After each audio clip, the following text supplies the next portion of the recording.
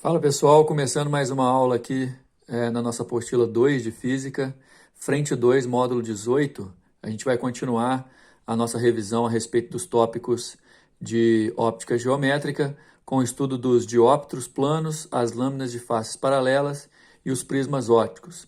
A apostila de vocês resolveu colocar tudo isso num mesmo módulo, portanto fica um módulo bastante extenso, e a gente vai fazer todo o acompanhamento aí para fazer a revisão de maneira correta do que vem a ser um dióptro e a sua equação, as consequências de o atravessar de um raio de luz numa lâmina de faces paralelas e a mesma coisa para os prismas ópticos. Bom, por definição, pessoal, dióptro é um conjunto de dois meios homogêneos e transparentes delimitados por uma superfície plana. E, na verdade, quando a gente estuda dióptro, o que interessa mesmo são as leis e consequências da refração da luz, porque já que a gente vai estudar dois meios distintos de propagação da luz, e apesar de serem diferentes, mas os dois são homogêneos e transparentes, a luz pode se propagar de maneira íntegra nesses dois meios.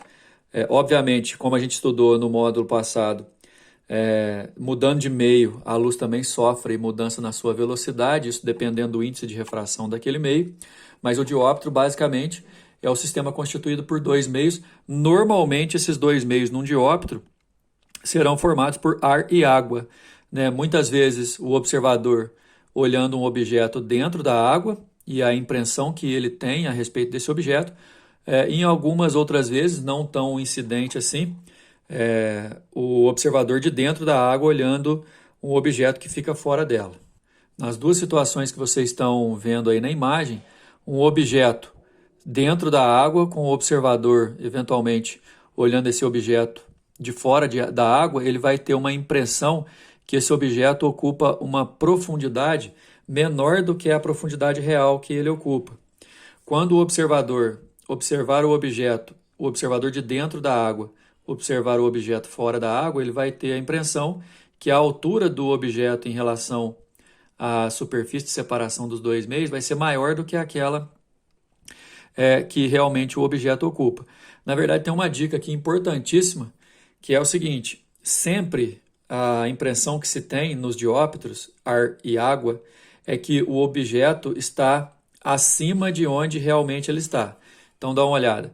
Aqui eu tenho a imagem virtual de um objeto, o objeto real ocupa uma profundidade maior.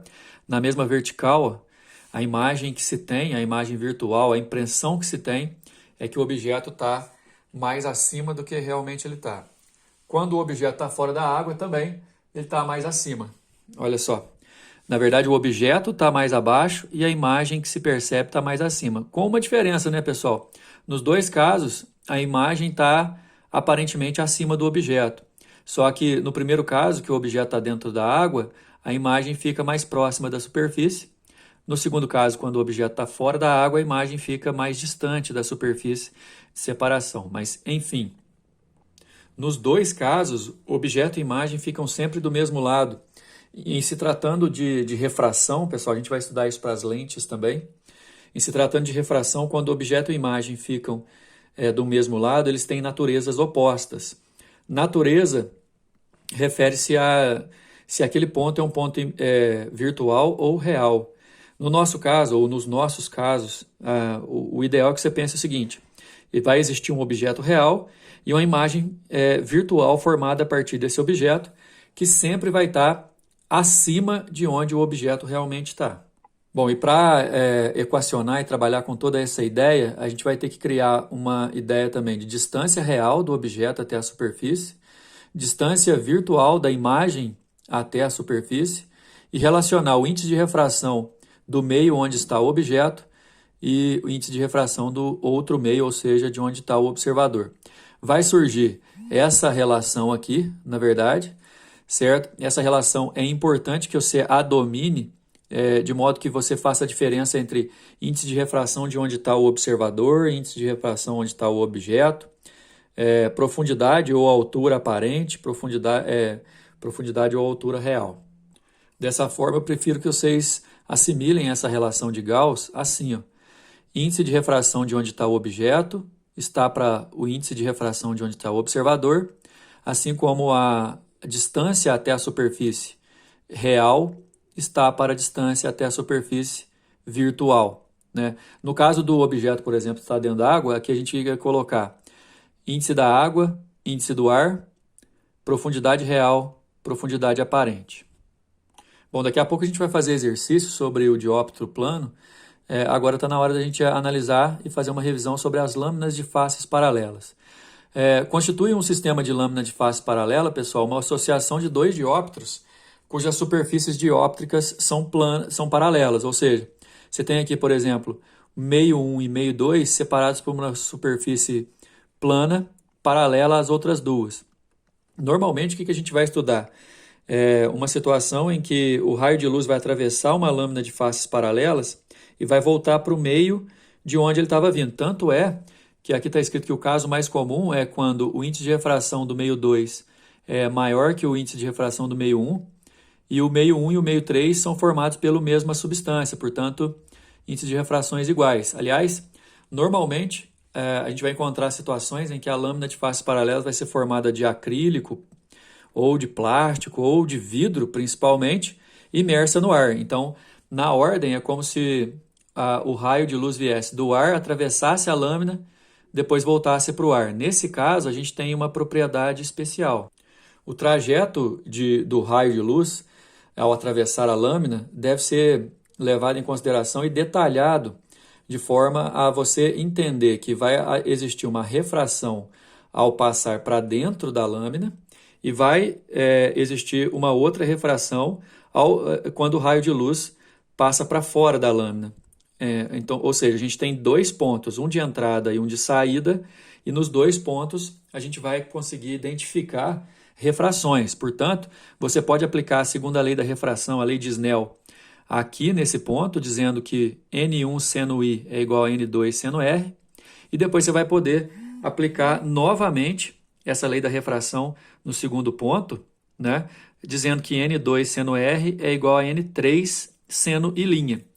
Sendo que a gente precisa entender, se vocês tiverem a oportunidade aí de anotar e tudo mais, importantíssimo, para a lâmina de faces paralelas, já que o raio vai atravessar essa lâmina, os raios recebem nomes específicos. Esse aqui é o raio incidente, é o raio que chega, e o raio que sai de dentro da lâmina é o que a gente chama de raio emergente. Você tem o ângulo de incidência na primeira face, refração na primeira face, ângulo de incidência na segunda face, ângulo de refração na segunda face. Esse ângulo de refração na segunda face é conhecido como ângulo de emergência. Você tem um ângulo de incidência e o ângulo de emergência. No caso mais comum e o que mais aparece, que é quando a luz atravessa uma lâmina feita de um material diferente do meio que a envolve, por exemplo, N1 e N3 serem índice de refração do ar, e N2, por exemplo, ser o índice de refração do vidro ou do material que constitui a lâmina. O raio incidente e o raio emergente, nesse caso, vão ser paralelos. Não esqueçam disso. E aí vai acontecer o que a gente chama de desvio lateral, que é quando o raio tem essa propagação aqui retilínea, a tendência de se propagar nessa direção, e por conta de atravessar a lâmina e a refração que acontece na entrada e a refração que acontece na saída, na emergência do raio, o raio passa a se propagar numa direção paralela à sua direção inicial. Nesse caso, pessoal, os raios incidente e emergente são paralelos, quando a lâmina está envolvida por um mesmo meio homogêneo e transparente. Nessa situação, o raio ele passa pela lâmina, não sofre desvio em relação ao seu ângulo, e sim em relação à sua direção. Ele sofre um desvio na sua lateralidade. A gente chama esse desvio de desvio lateral e isso pode ser calculado.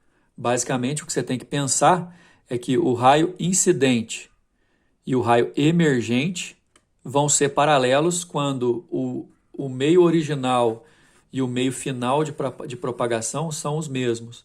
Como eu estava dizendo, o caso mais comum aí, ó, a luz se propagando no ar, atravessando uma lâmina de vidro e voltando novamente para o ar, olha só. Nesse caso, R e R', raio incidente e raio emergente, são paralelos. O que vai acontecer aqui, igual essa setinha está mostrando, é o que a gente chama de desvio lateral. Isso aqui pode ser calculado em função dos ângulos de incidência e refração na primeira face e da espessura da lâmina. A relação é exatamente essa, pessoal. D é o desvio lateral sofrido pelo raio de luz ao atravessar a lâmina. E é a espessura da lâmina. I e R são ângulos de incidência e refração na primeira face. Essa figura que vocês estão vendo aí, interessantíssima, mostrando dois feixes de luz incidindo na superfície de uma lâmina de faces paralelas. Ela tem um formato de paralelepípedo, olha só. Os feixes batem, parte dos raios refletem e a outra parte vai atravessar, voltando para o ar novamente, dando realmente a impressão, e essa impressão é verdadeira, né, que os raios incidente e emergente são paralelos. Bom, diferente das lâminas de faces paralelas, pessoal, o prisma óptico, normalmente um prisma de face de bases triangulares. No final das contas, vocês estão vendo aí só a base, como se a base do prisma estivesse de frente para vocês. Um prisma óptico ele é formado por dois dióptros, em que as faces por onde o raio vai chegar e depois por onde vai sair ao atravessar o prisma não são paralelas. Então, a diferença de um prisma para uma lâmina de faces paralelas é que a face de incidência e a face de emergência na lâmina são paralelas. A face de incidência e a face de emergência no nosso prisma não são paralelas. Importante dizer que o prisma vai ter um comportamento bem interessante a respeito da dispersão da luz. A gente já viu, por exemplo, que o índice de refração depende do meio e também depende da frequência que a luz tem de vibração, ou seja, a sua cor. Então, um prisma atua na luz branca, por exemplo, separando a luz branca nas cores dos 7 espectros do arco-íris que a gente já conhece, né? Do vermelho ao violeta a frequência aumenta e, portanto, o índice de refração que o meio do prisma vai oferecer para essas cores também vai aumentar, acontecendo assim de ter a dispersão da luz. Agora, para a gente estudar o prisma propriamente dito, você vai imaginar, a gente daqui a pouco vai ver um desenho do raio atravessar esse prisma, e normalmente o meio 1 e o meio 3 serão meios iguais, né? Tipo um prisma de vidro imerso no ar. Para fazer esses estudos, a gente tem que dar uma analisada em relação aos elementos que esse prisma pode apresentar. Primeiro, que também é interessantíssimo você analisar que o prisma, normalmente você vai ver nos exercícios e livros e tudo mais, a representação com essa configuração, né? Você vendo apenas a base triangular do prisma. No nosso caso, a gente vai ter que, apesar de ver assim, a gente vai ter que imaginá-lo assim. Então, a luz vai bater nesse retângulo que tem na lateral dele e sair nesse, ok? Uma outra coisa que é importantíssima. Esse ângulo aqui, ó, que a gente vai chamar de ângulo de abertura ou ângulo de refringência do prisma, ele vai ser essencial para o comportamento da luz ao atravessar esse prisma. Bom, pessoal, nessa figura a gente tem a representação de tudo que ocorre quando um raio atravessa um prisma óptico. A exemplo da lâmina de faces paralelas, vão acontecer duas refrações, uma na entrada e outra na saída. Também a exemplo das lâminas, você tem o raio incidente e o raio emergente, o raio que entra no prisma e o raio que sai do prisma.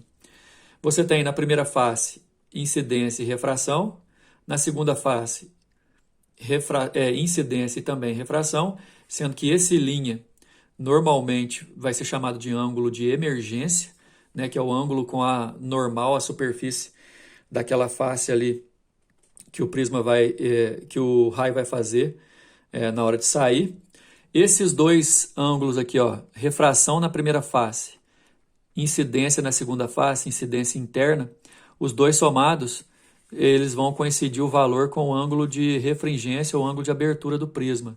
E aqui está mostrando para vocês que você pode aplicar a lei de Snell tanto na primeira quanto na segunda face, já que acontecem ali refrações normais, vamos dizer assim, N1 seno I igual a N2 seno R, N2 seno R' é igual a N3 seno I'.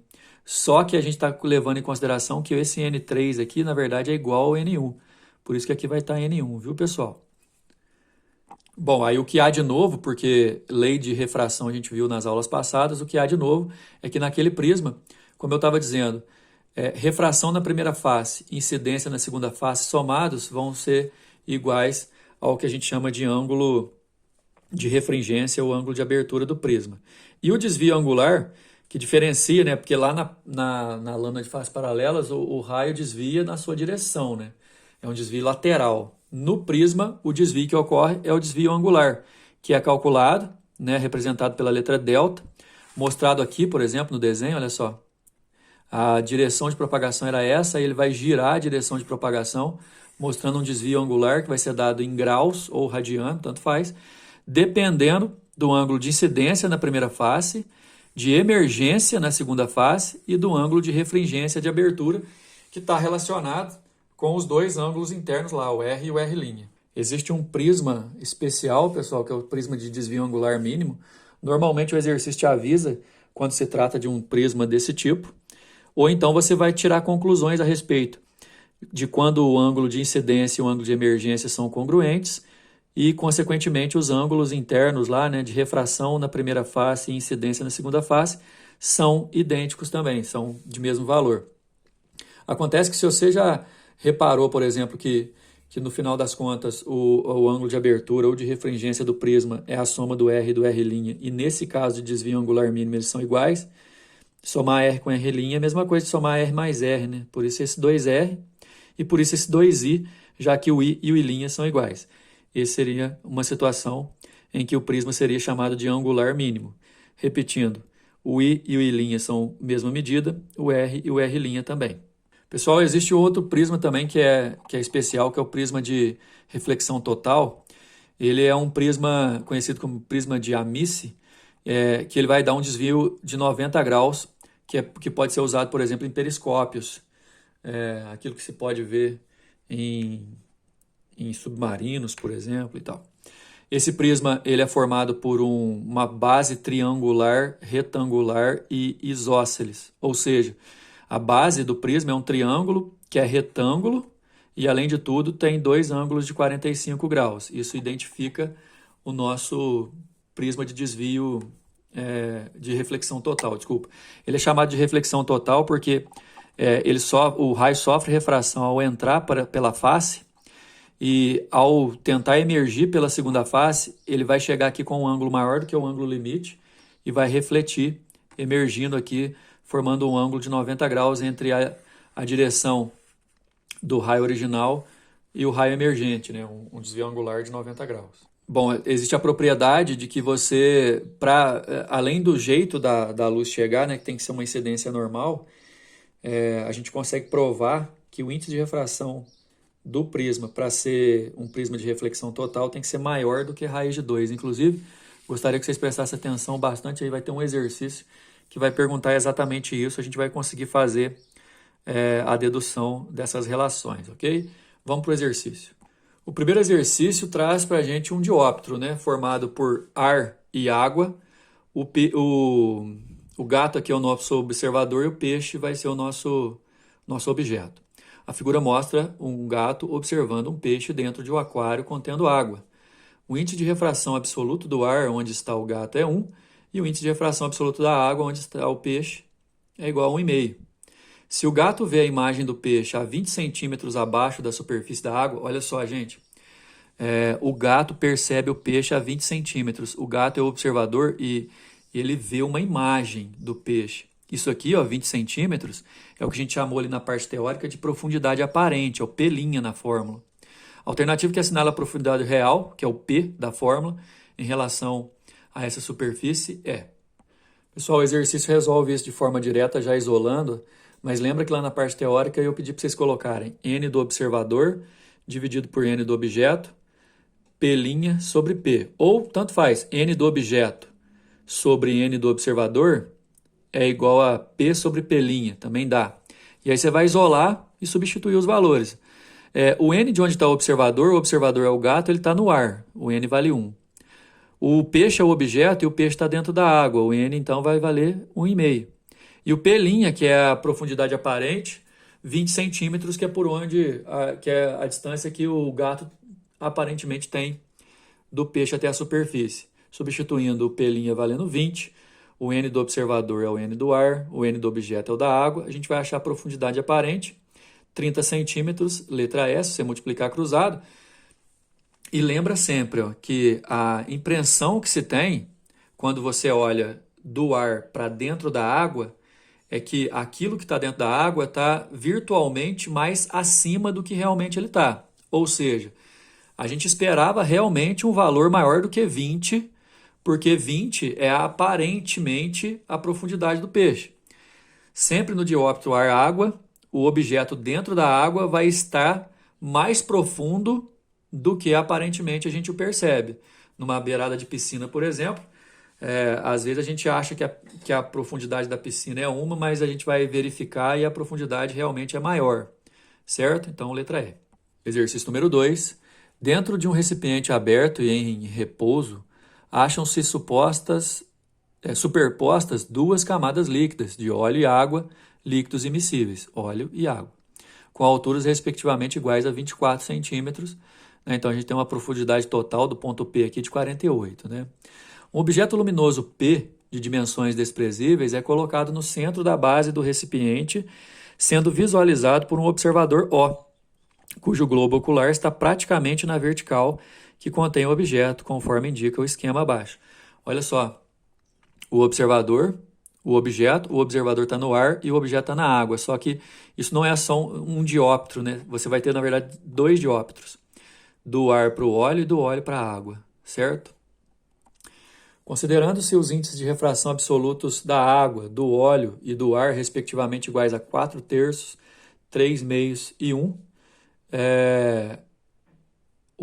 a profundidade aparente em que O visualiza P é...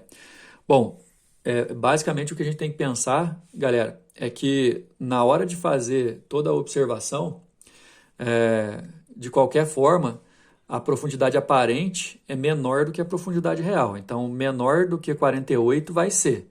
Basta a gente descobrir agora se vai ser 34, 24 ou 15. O outro detalhe é que foram dados 4/3 índice de refração da água, 3/2 do óleo e 1 o do ar. Então, a gente vai ter que levar em consideração o raio saindo do objeto, que eventualmente, na hora de passar da água para o óleo, vai produzir uma imagem, e depois essa imagem vai servir de objeto para sair do óleo para o ar, para o olho do cara, né? Então, P1 aqui é a primeira imagem, P2 seria a imagem final. Nós temos que fazer conta. Primeiro, entre óleo e água, para achar o P1. Depois, entre óleo e ar, para achar o P2. Certo? E considerando que P' sobre P é igual a N do observador dividido por N do objeto, e isolando o P' aqui, a gente vai achar a primeira imagem que lá no desenho anterior a gente estava chamando de P1, certo? O meio é de água para óleo, então eu vou fazer P' igual ao índice do óleo pelo índice da água, vezes o P1, e esse P1 aqui para nós vai ser a profundidade entre água e óleo, que é de 24.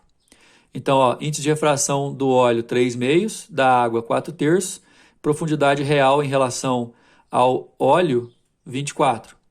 Se eu multiplicar pelo inverso aqui, né, vai ficar 3/2 vezes 3/4 vezes 24, resolvendo dá 27 centímetros, ou seja, aquela primeira imagem P1, né, tem 27 centímetros de profundidade. Nesse caso, toma cuidado, porque aparentemente aquele 24 agora virou 27. Então, se a profundidade total era de 48, aparentemente agora ela é de 51, não vamos esquecer.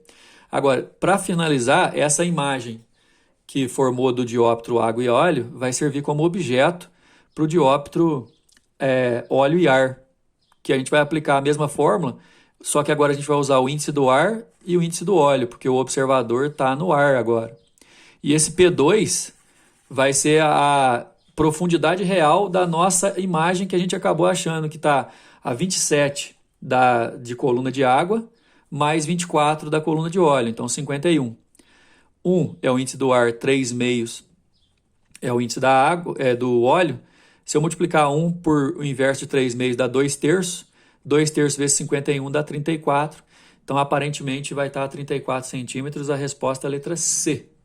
Número 3. Um raio de luz monocromática incide sobre a superfície de uma lâmina delgada de vidro com faces paralelas, fazendo com ela um ângulo de 30 graus. Mas o que me interessa de verdade, pessoal, é o ângulo com a normal, que vai passar aqui, né? Vai valer 60. A lâmina está envolvida pelo ar, então aqui é ar, aqui é ar. Isso é certeza, então, que o raio incidente e o raio emergente são paralelos, como a gente viu anteriormente. E a sua espessura é raiz de 3, espessura dela. Sabendo-se que os índices de refração absoluto desse vidro e do ar valem raiz de 3 e 1, respectivamente, determine o deslocamento lateral, x, o desvio lateral, em milímetros sofrido pelo raio de luz ao atravessar a lâmina. A gente tem uma fórmula para calcular esse desvio lateral, depende da espessura da lâmina, do ângulo de incidência na primeira face e do ângulo de refração na primeira face. A gente vai resolver agora. Pessoal, vocês podem usar o próprio desenho que vocês têm aí para fazer alguns complementos. Ó. Tem o raio incidente, no ponto de incidência a reta normal. Lembrando que a reta normal é perpendicular, então se você tem esse ângulo aqui de 30 graus, o ângulo de incidência na primeira face vai valer 60. Aí, com esse ângulo de 60, o índice de refração do ar, o índice de refração do vidro aqui, do material da lâmina e o R, a gente vai, o ângulo de refração, a gente vai conseguir usar a segunda lei, de Snell na primeira face. Então, índice do vidro vezes o seno do ângulo de refração é igual ao índice do ar vezes o seno do ângulo de incidência. O índice do vidro é raiz de 3, o índice do ar é 1, e o seno de 60 graus, que é o ângulo de incidência, é raiz de 3. Se eu simplificar, vai dar seno de R igual a meio. E qual que é o ângulo que tem o seno igual a meio? É o de 30 graus. Ok? Além do que, nós vamos ter que fazer o cálculo do desvio agora. Aliás, até o exercício, ele faz uma referência aqui, a gente fazer seno, cosseno e tal, porque aí o alfa mais o R aqui, ó, ele vai valer 60 graus. Então, o alfa é 30. O R é 30, que a gente achou, e a R mais alfa aqui dentro do triângulo, ó, vale 60. Então, o alfa também é 30. Correto? A gente pode fazer essa justificativa. Agora, se eu tenho a medida aqui da espessura e eu tenho os índices de refração e todos os ângulos, eu vou dar uma outra opção aí para vocês fazerem o cálculo do desvio usando a fórmula. Repara como que fica muito mais fácil, porque a gente tem a espessura da lâmina, que vale raiz de 3 em centímetro. A gente tem o I e o R, né, que são os ângulos de incidência e refração na primeira face. O I vale 60 e o R vale 30, a gente achou aqui. E o cosseno de R vai ser cosseno de 30. Ou seja, você pode pular daqui para essa resolução direta. Prefiro que vocês resolvam assim. A espessura raiz de 3, seno de 30 por cosseno de 30. O seno de 30 é meio e o cosseno é raiz de 3 sobre 2. Aqui em cima vai dar raiz de 3 sobre 2 e aqui embaixo também. E aí o exercício perguntou qual foi o desvio. Né? Ele perguntou em milímetro, mas aqui como a gente usou a espessura em centímetro, vai dar centímetro, deu 1 centímetro. Só que 1 centímetro é a mesma coisa que 10 milímetros, né, pessoal? Então está resolvido. Eu prefiro que vocês resolvam assim. Número 4. A figura representa um prisma óptico constituído de um material transparente, cujo índice de refração absoluta é crescente com a frequência da luz que sobre ele incide. Está falando que quanto maior a frequência, maior vai ser o índice de refração. Um feixe luminoso, composto por luz vermelha, azul e verde, incide na face A, emerge na face B e, após ser refletido por um espelho, incide num filme para fotografia colorida, revelando 3 pontos. Então, eu venho aqui com um feixe composto por 3 cores, né? Vermelho, azul e verde. Já na entrada, vermelho, azul e verde vão sofrer refrações diferentes, porque o índice de refração aumenta com o aumento da frequência da luz, e depois sofrerão mais desvios diferentes, se espalhando, incidindo num espelho aqui e refletindo para o filme. Aí a gente precisa ver quais são as cores aqui de baixo para cima, olha só. Observando-se os pontos luminosos revelados no filme, de baixo para cima, né, aqui e aqui, constatam-se as seguintes cores. Muito bom esse exercício, muito teórico, inclusive, porque aqui, nesse gráfico, vocês estão vendo comprimento de onda em nanômetro. Comprimento de onda, pessoal, para quem lembra que estudou onda o ano passado, é o inverso da frequência, quando você considera ondas eletromagnéticas, as ondas luminosas. Então, no nosso gráfico, você verifica que o vermelho tem o maior comprimento de onda e, portanto, vai ter a menor frequência.